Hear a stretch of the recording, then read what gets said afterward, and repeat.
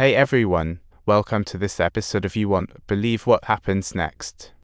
Sayo-kan looked around in confusion, realizing the theater was empty except for a lonely recording machine flickering. If Yuji hadn't left, why leave the recorder behind? Sayo-kan grew more puzzled and decided to check it, but just then, suddenly Domei showed up and spotted Sayo-kan, who quickly made up an excuse, claiming she was just there to check on something. Domei asked if Sayo-kan had seen Yuji since she had messed up some film for the producers last night. The producers, fearing leaks, urgently sought Yuji. Sayo-kan, unaware, shrugged and said, "No idea." Just then, the intercom buzzed, summoning Domei away. Sayo-kan seized the chance to peek at the recorder. She uncovered something bizarre, seeing a hilarious segment where Yuji tumbled down in a comical fashion. See, it was downright spooky. Yuji screamed and started retreating as if she had seen something terrifying, and Sayo-kan was on the verge of leaping out of her skin. Just as Sayo-kan was getting too engrossed in the scene, a sudden knock at the door jolted her back to reality. A colleague outside chirped excitedly, "We won our bet. Let's cash in after work." But Sayo-kan replied, "I've got other things to do. Can you please grab my prize?" Meanwhile, she planned to buy Domei's lost watch with her prize money. After work, Sayo-kan went to Yuji's, but found no one there.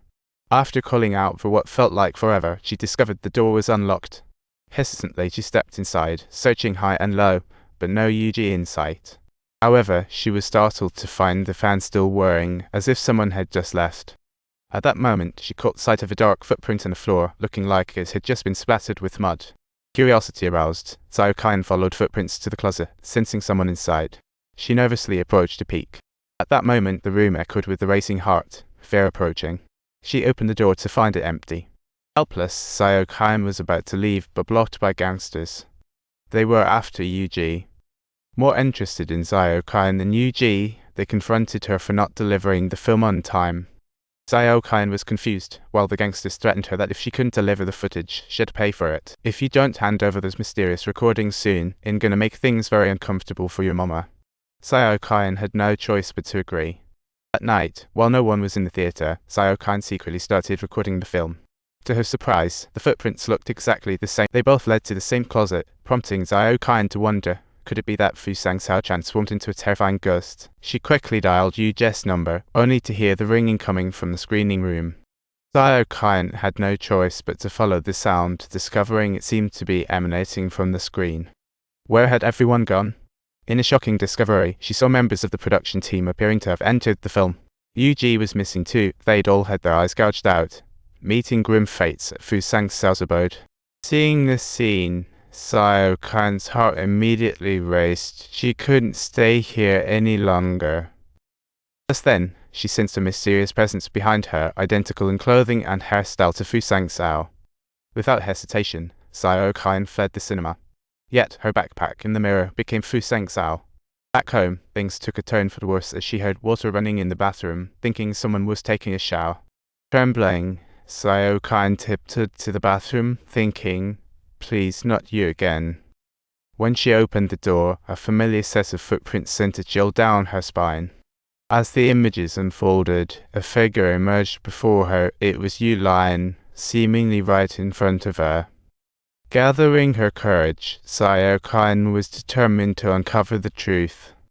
But Ligui vanished like smoke, leaving behind only a comb with some hair on it.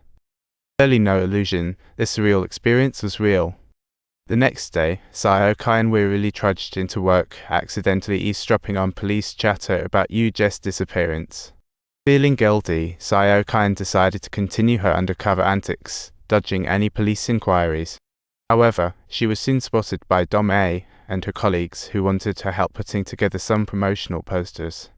Suddenly, she noticed the poster reading "The Ghost" based on real events, making her gasp in shock. Holy moly! So these strange events weren't random. It was Fusang Sao taking revenge. Huddled in a corner with her friends, she scrutinized the footage of Yuji from before. Going frame by frame, she was astonished to find Fusang Sao sitting right there in the theater. Well, Sayo-kan rushed to the window, scanning the screening room. Sure enough, her figure stood out in the crowd. But when she checked, Fusang Sao had vanished, leaving behind only an empty seat. Domei, seeing Sayo-kan's actions, grew suspicious, linking it to Yuji's disappearance. While Sayo-kan wasn't looking, Domei stealthily slipped into the screening room to check the footage. But as she turned on the recorder, Sayo-kan stopped her. Xiaoqan asked excitedly, "Are you trying to profiteer from the unauthorized footage?"